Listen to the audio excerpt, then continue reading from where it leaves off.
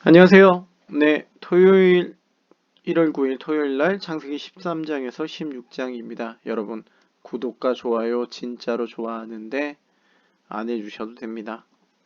자, 먼저 창세기 13장 이야기입니다. 13장에는 이 아브라함과 롯의 이 일종의 주요 주제인데요.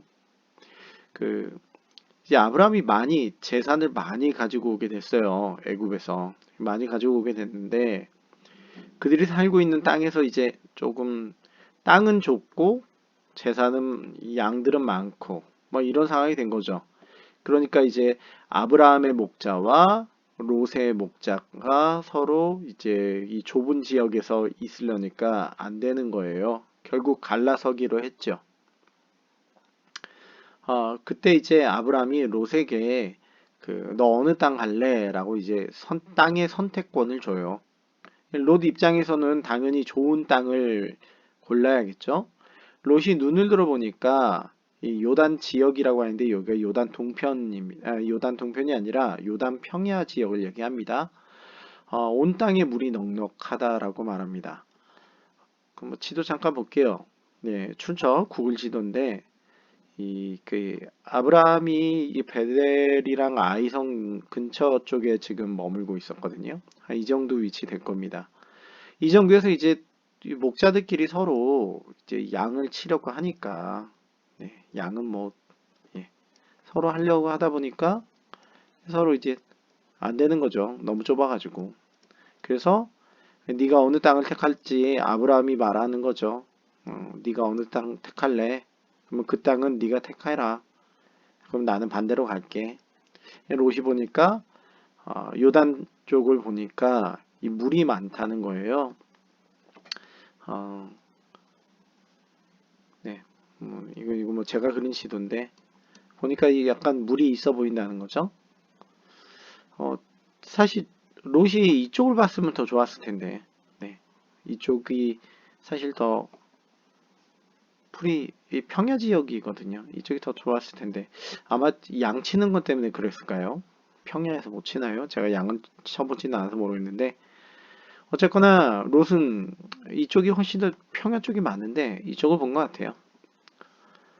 이게 그 아까 이제 이렇게 있는 쪽, 이 양이 땅 가지고 싸우는 쪽에서는 이런 지역입니다. 이런 지역이기 때문에 사실 뭐 풀을 거의 찾아보기가 쉽지가 않죠. 뭐 이런데 풀들이 있긴 하지만 아무래도 이 다툼이 좀 있을 수밖에 없는데 롯이 보니까 이쪽에 요단 평야 쪽을 보니까 뭐 물도 많고 좋아 보이는 거예요. 이런 지역이거든요. 땅도 괜찮아 보이고 좋아 보이는 거죠. 소돔이 그 사해 근처 쪽에 있는 걸로 이제 추정을 합니다. 이게 사해예요. 약간 물이 상당히 짭니다만 뭔가 괜찮아 보이죠. 괜찮아 보이기도 하니까 뭐 물론 사해 물을 먹을 수 있냐 없냐 뭐 소금물이니까 뭐 그런 얘기들이 나오겠지만 이쪽으로 어차피 물이 들어오는 거니까 사해 쪽으로 물이 들어오는 거니까 근처에서 물 구하기는 쉬울 거예요. 그러니 아무래도 이제 롯 입장에서는 이쪽을 택하기로 결정을 한 거죠. 여기서 질문 하나 던져야 될 게 있어요. 그러니까 아브라함이 이게 땅을 양보를 해준단 말이죠. 그리고 롯은 이 소돔 쪽을 보니까 물이 넉넉해서 이 소돔 쪽을 택하게 됩니다. 물론 소돔 사람들이 여호와 앞에 악해서 큰 죄인이었다라고 얘기하지만 이게 뭐 롯이 되게 물질적인 사나이라서 소돔을 택했다? 뭐 이렇게 아브라함과 대조된다? 뭐 아브라함은 물질적이지 않다? 뭐 그런 식의 대조하려고 13장이 한 얘기는 아닌 것 같아요. 어, 롯도 사실 소돔성이 멸망할 때 보면 롯도 의인 중에 하나였기 때문에 그런 걸 생각을 해보면 뭐 굳이 롯은 나쁘고 뭐 아담은 이제 아담이래요.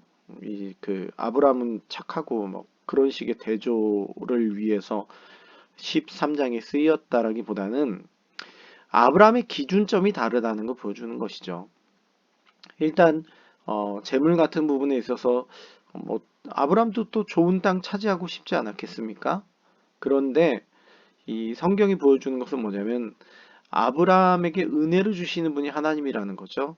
이 롯에게 그 좋은 땅 내버려 줬으니 뭐 아브라함은 당연히 아까 봤던 사진에서 봤던 그런 척박한 땅을 여기에서 지내게 됐을 텐데 이런 곳에서 지냈을 텐데 하나님이 하신 말이 뭐냐면 어, 그 땅을 종과 행으로 다녀서 내가 주겠다. 뭐 이 17절 전에도 여러 가지 이야기들이 나옵니다. 읽어보세요. 하나님께서 분명히 많은 은혜를 주시겠다라는 얘기를 해요. 그 포인트는 13장의 포인트는 그거 같습니다. 아브라함은 여호와 의지하는 신앙이고 롯은 뭐 여호와 의지 안 하면서 세속적이다. 이런 얘기 전달하려는 것이 아니라 어, 은혜는 온 땅에 물이 넉넉함이 은혜가 아니라 여호와가 은혜를 준다라는 게 13장의 포인트라는 생각이 듭니다.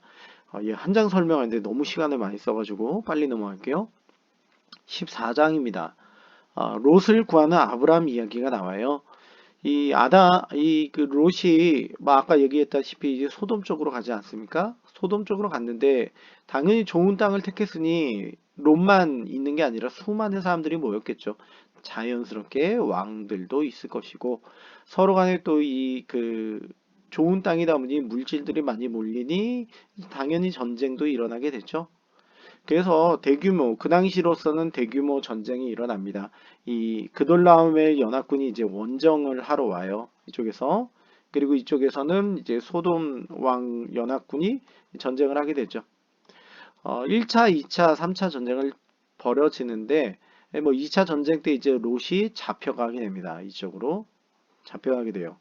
그리고 아브라함이 그 사실을 듣게 되자 이 밤새 이제 훈련된 병사들과 함께 가서 이렇게 갔겠죠. 가서 이제 이 호박까지 가서 치고 다시 돌아오게 됩니다.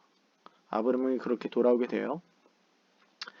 롯을 구하는 아브라함 이야기가 나옵니다. 그리고 그렇게 돌아올 때 아브라함을 축복하는 멜기세덱의 이야기가 나옵니다.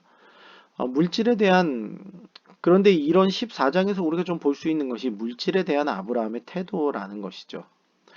앞서 은혜는 하나님으로부터 온다라고 얘기를 했어요. 뭐 풍부한 물이 은혜가 아니라 하나님이 은혜가 된다라는 것이죠. 아브라함이 이렇게 돌아왔을 때 소돔 왕이 뭐라 그러냐면 사람은 보내고 이 물질 약탈해 온 건 네가 가져라 이렇게 얘기를 해요. 그저 아브라함이 하는 말이 뭐냐면 내 말이 소돔 왕의 말이 자신이 소돔 왕이 아브라함으로 부자가 되게 만들었다 이렇게 할까 해서 한 오락이나 뭐 한 가닥도 내가 안 가져가겠다. 아브라함은 그렇게 단호하게 얘기합니다. 그러니까 내가 부자 되는 것이 내가 은혜 받은 것이 소돔 왕 너 때문에 내가 은혜 받았다가 아니라는 것이죠. 어, 이런 부분만이 아니라 이 롯에게 땅을 양보하는 것이나 뭐 이렇게 멜기세덱에게 11조를 드리는 것이나 뭐 자신이 훈련한 병사들을 데리고 와서 롯과 그 많은 사람들을 구해 오는 것도 전부 다 아브라함이 물질에 대한 태도를 볼 수 있는 것이죠. 그는 이게 상당히 좀 물질에 대해서 매여 있는 게 아니라 물질에 대해서 약간은 조금 좀 자유로운 모습입니다. 그런 태도를 가질 수 있었던 좋은 이유 중에 하나가 바로 하나님이 나한테 은혜 주는 거지, 이 물질이 나한테 은혜 주는 게 아니다라는 생각을 가지고 있기 때문에 그런 것이 아닌가 싶기도 합니다.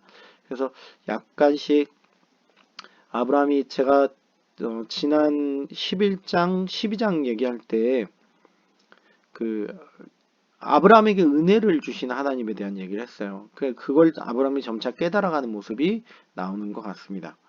네, 15장에서는요, 이제 하나님께서 족장 언약을 아브라함에게 맺으시는 장면이 나와요.